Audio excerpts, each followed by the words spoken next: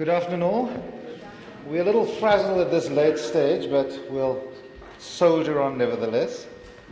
Bev and I are presenting a paper together on higher education in relation to Neville's scholarship, and we're trying to basically use Neville's ideas, particularly in One Azania, One Nation, Ordinary Country, and New Thoughts on South Africa, as a heuristic to begin to probe some of the more intransigent, implacable, and vexatious questions in higher education.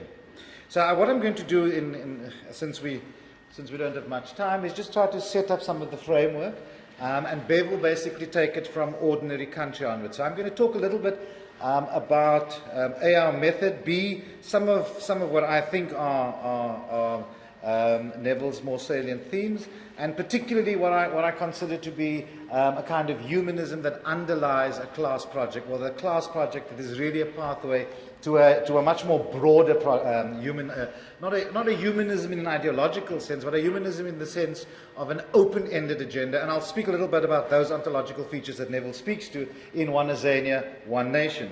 So really what we're trying to do, and whether it is feasible or whether what it is what the Neville would call a theoretical insoluble problem, that is drawing an analogy between the nation and the university.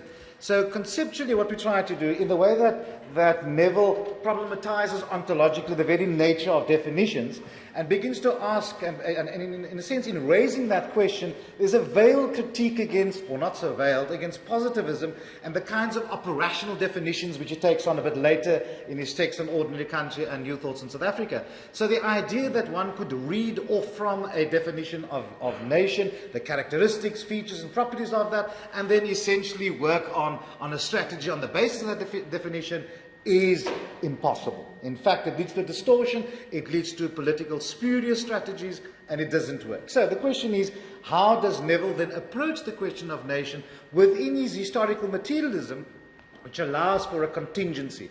In Neville's thinking, it doesn't appear to be, certainly from the text that I've approached, there doesn't appear to be a sense of a final version of what a society ought to look like, what those institutional arrangements should or should not be, but rather that these are things that have a general kind of shape to it, but that only history would fundamentally firm it up and make fairly obdurate in a sense. So with that in mind, I want to take through some of the kinds of arguments that Neville raises, or the theoretical clearing of the ground in a kind of a Heideggerian sense. He starts to jettison concepts that have too much baggage, concepts that draws him in directions he doesn't want to go to, and that generally just obfuscates things. So that's the first real theoretical task that he needs to acquit himself of before he can really deal with the issue.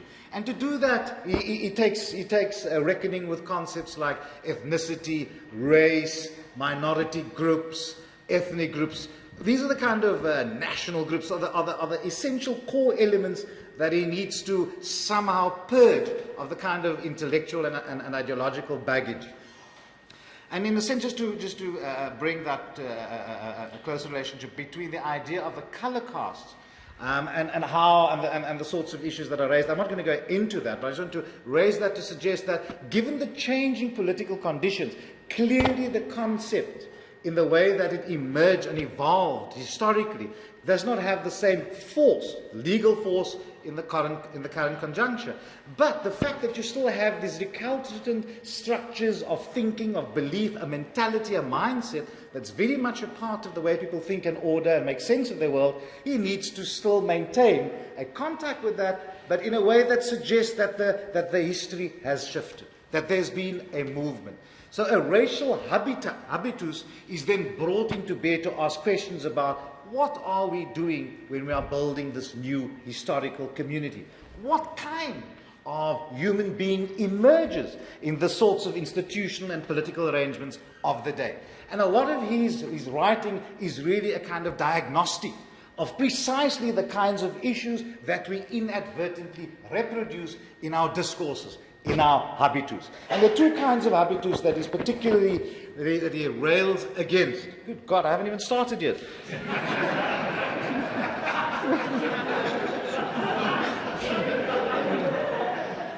Okay.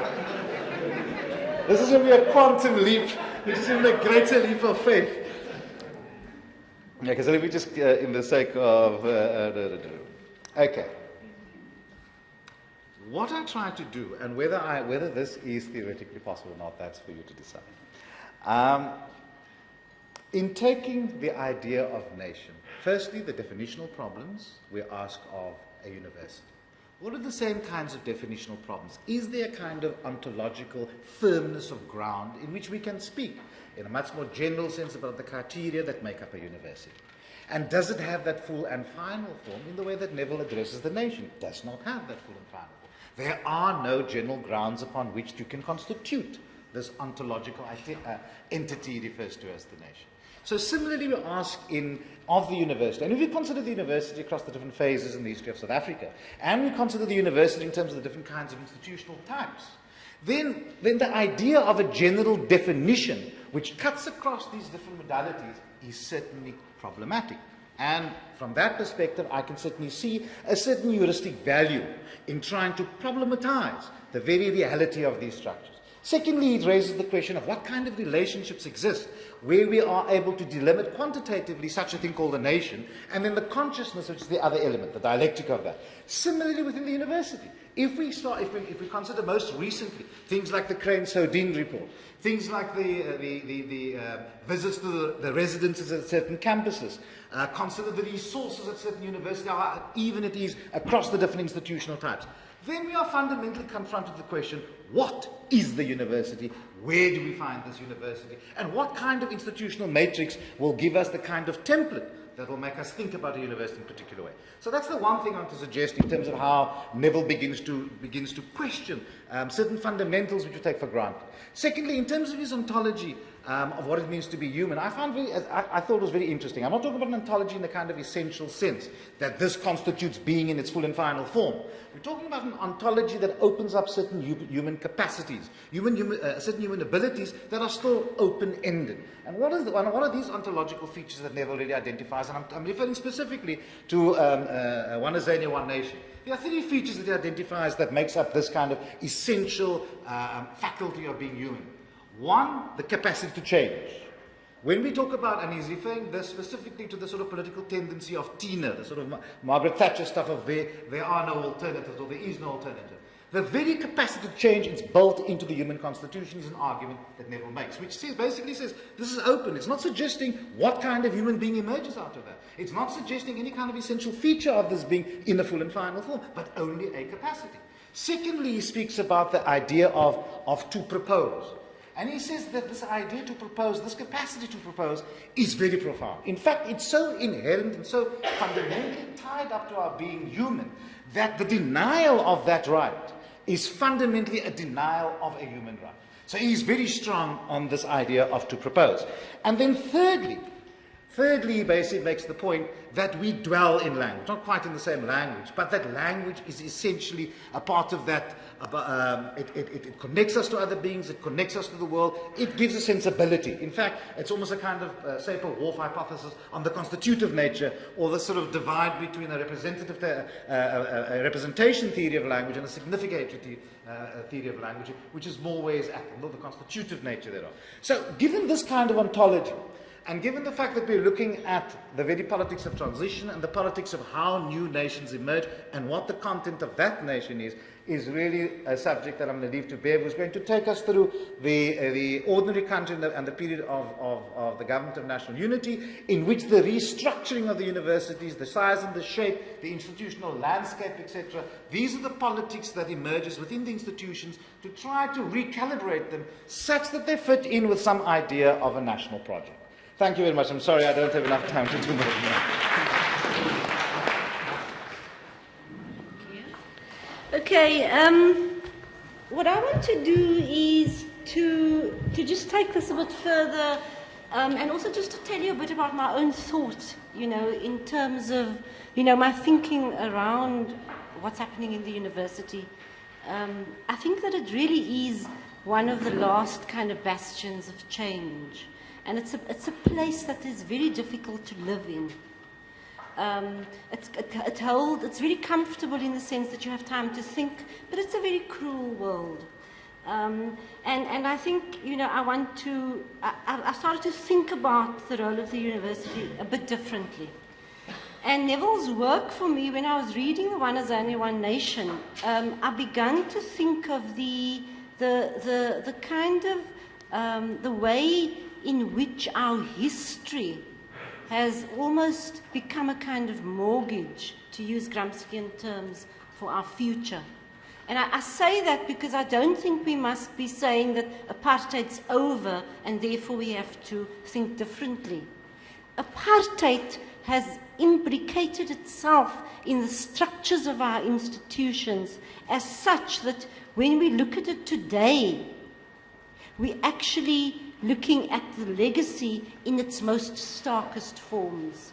And so I start off with that because I'm working in the sector trying to think about it for the future. I don't want to get involved in the political struggles, but I do want to make it clear that we've got a task at hand, and that's where my thinking is. So the one kind of, if one looks at Neville's text on No Ordinary Country and thoughts on the New South Africa, one can kind of correspond to two political periods. Now, the No Ordinary Country is really his reflections on the liberalization of our society, and that in a way is corresponds to the kinds of legislative instruments that were developed in the late 1990s for higher education. So we're looking there at the White Paper, we're looking at the Higher Education Act, we're looking at the National Plan for Higher Education. Now, the White Paper's principles are really essentially universal liberal democratic principles that has issues of redress and equity. And that becomes the kind of mechanism, this notion of universalism becomes the mechanism by which institutions get steered. The second point I want to make about this period is the actual structural process that takes place. And the real structural process that takes place is really the mergers, where you have the reduction of the number of institutions.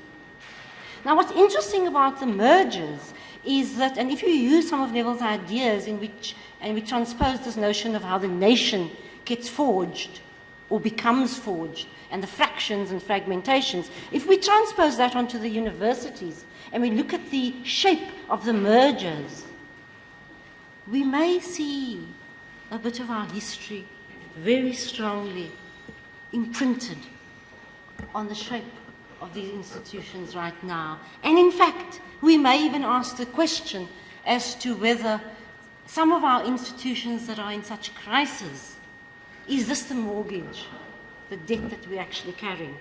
Okay?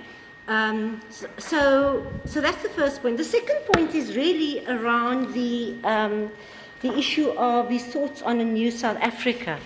And I want to just quote here, so start with a quote here where he says that we simply, in 2013, we simply have to continue to expose the contradictions of the system, initiate and support the most radical democratic forms. That is, those that tend to strengthen and support the security of the urban and rural poor. So, I isolate about 4 points there that I just want to distinguish. I think the one key point about this notion of can there be a revolution in higher education? Well, I'm afraid to say that the principle of autonomy is a noose around our neck. The notion of whether you can implement an RPL policy rests at the institutional level, which the minister has got very limited powers with which to intervene. He cannot go and tell institutions how to do it. If he does, there are a whole lot of other implications. Now, what's happened at the moment with the Higher Education Amendment Act is that the issue of governance has come very sharply, and so the issue of the ministerial interference is very, very stark up there. Now, I think one of the things we have to be discussing is what is the distinction between an issue of governance when university councils just don't perform and they use the money from the fiscus. What do we do with that? Our taxpayers' money. And then we distinguish between that and the kind of knowledge that happens inside the university. I don't think that the autonomy debate is really at the level of knowledge, but I think that a certain group within South Africa has taken it there. So that's the first point. The second point is really around, as Neville points to us, that we must support the security, the safety and the security of the urban and the rural poor. And I think that the recent, and I want to be positive here because I think that there's a space at the moment for us to reimagine a kind of system that is not elitist. And it's a system that not only kind of takes on, the university as a special project. So I want to say that when we are thinking about higher education in the current context, there are different statements that's emerging right now. And the statements are about integration, expansion, about the poor and the marginalized, etc. So I think that there's a sense in which the statements around higher education is beginning to break with the past. It's beginning to sever, or suggest anyway, that higher education and that university education is an elite object, and that it's being disrupted. So I want to say there's a sense in which the specialism, call it elitism of university life, is being called into question. And on that note, I want to very boldly make the point that we need to review the higher education system.